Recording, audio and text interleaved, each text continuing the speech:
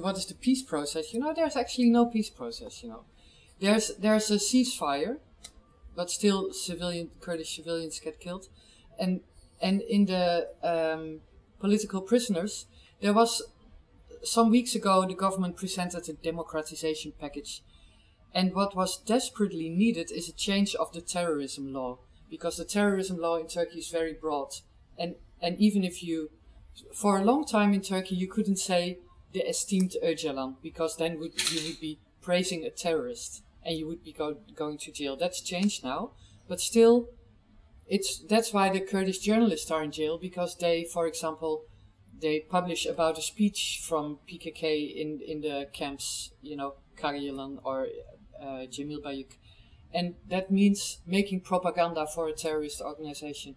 So people sort of hoped. They don't have much hope, but at least that was very crucial, that this law would be changed. But that was not changed. And now these political trials, the KCK trials, are slowly coming to an end. You know, these trials last forever in Turkey, but next year there will be some verdicts. And probably, instead of these people getting out of jail, they will probably get convicted. And that is, you know, very bad for the peace process that is hardly existing in the first place. And I think Europe should think, all of the countries, the list of, say, PKK is terrorist, the list of in Europe. They should change it. But we are talking about Turkey, they say terrorist, but Europe say terrorist. And how, you know, Turkey go to İmralı and talk to Mr. Öcalan, and here they say terrorist. Should something's changing for peace process? You know, language should be free.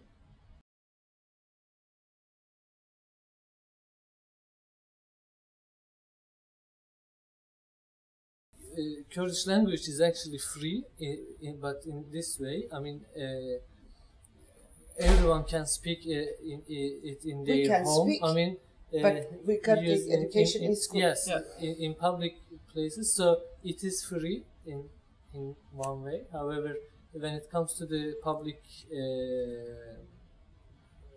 places or education, it's banned. Or in political life, it's banned. Regarding the political prisoners, there is one important point, which thousands of the Kurds were jailed during the 90s when the martial law was actually in practice. So even now, that the current prisoners are from the 90s. The martial law was abandoned in 2002. So it's been 11 years. However, its prisoners, its results are still in life. Therefore, one of the main steps before the government is that I think abandon all the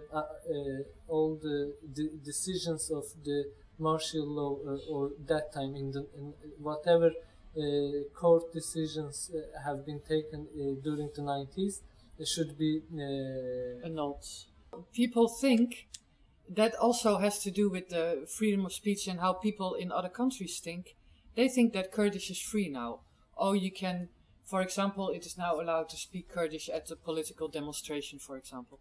But many Kurds don't even know their language anymore, or don't know how to write it, because there is no education in Kurdish. Because of the and assimilation. It's very important. And why is that not changed?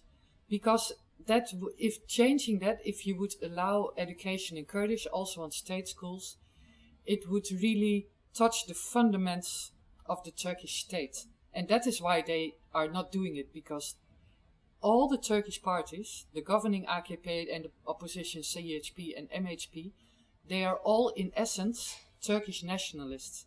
And they don't want to touch these fundamentals of the state.